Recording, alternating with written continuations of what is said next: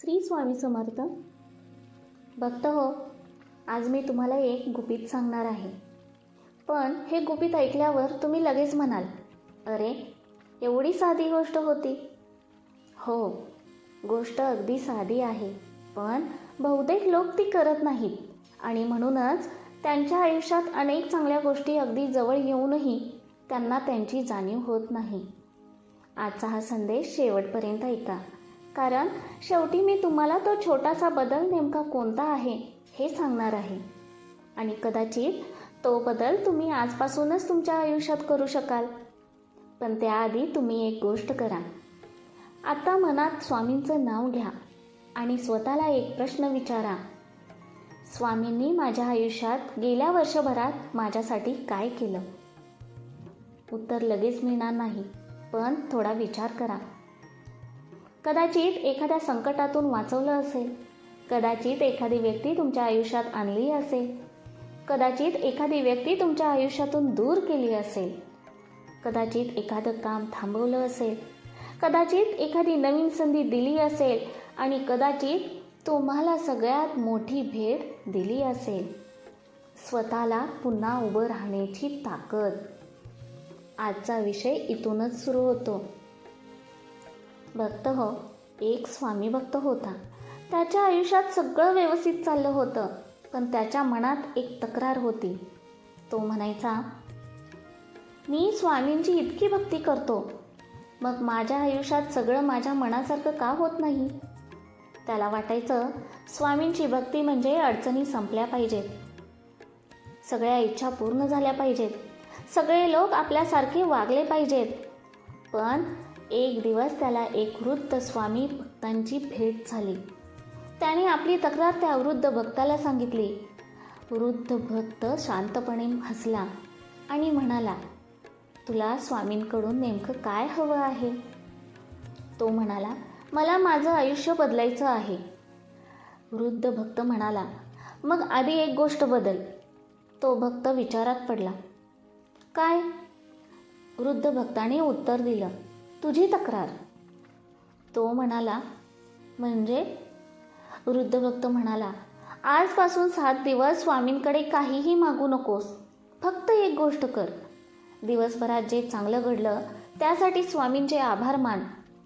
भक्ताला हे खूप साधं वाटलं, पण त्याने ठरवलं, चला 7 दिवस करून पाहू. पहिल्या दिवशी सकाळी त्याला एक छोटं काम वेळेवर पूर्ण करता आलं. पूर्वी त्याने त्याकडे लक्ष दिलं नव्हतं, पण त्या दिवशी तो म्हणाला, स्वामी धन्यवाद. दुपारी एका जुन्या मित्राचा फोन आला. त्याच्याशी बोलून त्याचं मन प्रसन्न झालं. त्याने पुन्हा म्हटलं, स्वामी धन्यवाद. संध्याकाळी घरी परतताना त्याला एक सुंदर दृश्य दिसलं. त्याने पुन्हा मनात म्हणालं, स्वामी धन्यवाद. आता इथेच त्या भक्ताच्या आयुष्यात एक छोटासा बदल सुरू झाला. त्याचं आयुष्य बदललं नव्हतं, पण त्याची नजर बदलायला सुरुवात झाली होती. पूर्वी तो दिवसभर काय चुकलं हे शोधायचा. आता तो दिवसभरात काय चांगलं घडतं हे शोधू लागला. आणि हळूहळू त्याला जाणवलं, चांगल्या गोष्टी आधीपासूनच त्याच्या आयुष्यात होत्या, फक्त त्याचं लक्ष त्याच्याकडं नव्हतं. स्वामी भक्तांनो, कदाचित आज आपल्यासोबतही तेच होत असेल. आपण काय मिळालं नाही याचा विचार करत राहतो, पण जे मिळालं आहे त्याची किंमत विसरतो. आजच्या या संदेशाने तुमच्या मनाला स्पर्श केला असेल तर कमेंटमध्ये लिहा, स्वामी धन्यवाद. फक्त 2 शब्द, पण मनापासून लिहा. आणि जर तुम्हाला वाटत असेल की हा संदेश एखाद्या स्वामी भक्तांपर्यंत पोचायला हवा, तर आत्ताच शेअर करा. व्हिडिओ आवडला असेल तर लाईक करा आणि अशाच वेगळ्या स्वामी संदेशांसाठी स्वामी संदेश चॅनेलला सबस्क्राईब करा. भक्त हो, पण या 7 दिवसांच्या प्रयोगात सगळ्यात मोठी गोष्ट अजून घडायची बाकी होती. 7व्या दिवशी तो भक्त पुन्हा त्या वृद्ध स्वामी भक्तांकडे गेला आणि म्हणाला, माझ्या आयुष्यात काहीच मोठं घडलं नाही. वृद्ध भक्त हसला. त्याने विचारलं, मग तू 7 दिवस काय शिकलास? भक्त म्हणाला, मला माहीत नाही. वृद्ध भक्त म्हणाला, मग आज तू माझ्या समोर बसला आहेस, हेच तुझं उत्तर आहे. भक्ताला काहीच समजलं नाही. वृद्ध भक्त पुढे म्हणाला, पूर्वी तू स्वामींकडे फक्त मागण्यासाठी यायचास, आता तू धन्यवाद देण्यासाठी येतोयस. हा बदल छोटा वाटतोय? नाही, हा बदल तुझ्या भक्तीचा आहे. आणि तेव्हा त्या भक्ताला पहिल्यांदा समजलं, स्वामींची कृपा म्हणजे नेहमी काहीतरी मिळणं नाही. कधीकधी आपल्याकडे जे आधीपासून आहे त्याची किंमत समजणं ही सुद्धा कृपाच असते. आता तुमची वेळ. आज कमेंटमध्ये एक अशी गोष्ट लिहा ज्याच्यासाठी तुम्ही स्वामींचे आभारी आहात. ती मोठी असण्याची गरज नाही. उदाहरणार्थ, माझं कुटुंब, माझं आरोग्य, माझं घर, माझे आईवडील किंवा फक्त आजचा दिवस. तुमची कमेंट दुसऱ्या भक्ताला विचार करायला भाग पाडेल की माझ्या आयुष्यातही किती चांगल्या गोष्टी आहेत. म्हणून कमेंट नक्की करा. व्हिडिओ आवडला तर लाईक, शेअर आणि स्वामी संदेश चॅनेल सबस्क्राईब करा. भक्त हो, आता या गुपिताचा खरा अर्थ समजून घ्या. स्वामींच्या कृपेचा दरवाजा कुठेतरी बाहेर नसतो, तो आपल्या मनात असतो.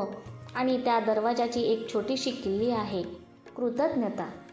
जेव्हा आपण सतत म्हणतो, माझ्याकडे हे नाही, मला हे मिळालं नाही, माझ्यासोबतच असं का, तेव्हा आपलं लक्ष सतत कमतरतेकडे जातं. पण जेव्हा आपण म्हणतो, स्वामी जे दिलतं त्यासाठी धन्यवाद, तेव्हा आपली नजर बदलते. आपल्याला संधी दिसायला लागतात, लोकांमधली चांगली बाजू दिसायला लागते, छोट्या आनंदाची किंमत कळायला लागते. आणि सगळ्यात महत्त्वाचं, आपल्या मनात एक सुंदर भावना निर्माण होते. माझ्याकडे काहीच नाही याऐवजी माझ्याकडे खूप काही आहे, हा विचार आयुष्य बदलतो. जर तुम्हाला आजपासून रोज एका गोष्टीसाठी स्वामींचे आभार मानायचे असतील तर कमेंटमध्ये लिहा, मी कृतज्ञ आहे. ही आजची तुमची प्रतिज्ञा समजा. आणि हा संदेश आवडला असेल तर लाईक करा, शेअर करा, स्वामी संदेश चॅनेलला सबस्क्राईब करा. पण मी तुम्हाला अजून एक गुपित सांगते. कृतज्ञता म्हणजे आपल्या आयुष्यात अडचणी नाहीत असं मानणं नाही. कृतज्ञता म्हणजे अडचणी असतानाही माझ्याकडे अजूनही काहीतरी चांगलं आहे हे ओळखणं हो. भक्त हो, तुम्ही हा प्रयोग 7 दिवस करणार असाल तर कमेंटमध्ये लिहा, 7 दिवस स्वामींसाठी. श्री स्वामी समर्थ. भक्त हो, आपण सुरुवातीला बोललेले ते गुपित पूर्ण झालं. स्वामींच्या कृपेचा दरवाजा उघडण्यासाठी तुम्हाला आकाशातून कोणताही संकेत येण्याची गरज नाही. कधीकधी फक्त तुमची नजर बदलणं पुरेसं असतं. तुम्ही माझ्याकडे काही नाही हा प्रश्न सोडून स्वामींनी मला काय दिलंय हा प्रश्न विचारायला सुरुवात केली की तुमच्या लक्षात येईल, तुम्ही ज्या आयुष्याला साधं समजत होतात त्यात किती मोठ्या भेटी लपलेल्या आहेत. तुम्ही ज्या माणसांना गृहीत धरत होतात तेच तुमच्या आयुष्यातील सर्वात मोठे आशीर्वाद असतील. तुम्ही ज्या छोट्या गोष्टींकडे दुर्लक्ष करत होतात त्याच तुमच्या आनंदाचं कारण असतील. आणि मग एक दिवस तुम्ही मागे वळून पाहाल आणि म्हणाल, स्वामी माझं आयुष्य बदललं नाही, माझी नजर बदलली आणि यामुळे मला माझं आयुष्य नव्याने दिसायला लागलं. श्री स्वामी समर्थ. भक्त हो, तुम्हाला जर या विचाराने तुमच्या मनाला स्पर्श केला असेल तर स्वामी संदेश चॅनेलला सबस्क्राईब करा, लाईक करा, शेअर करा आणि कमेंटमध्ये श्री स्वामी समर्थ, स्वामींचे आभार माना. श्री स्वामी समर्थ.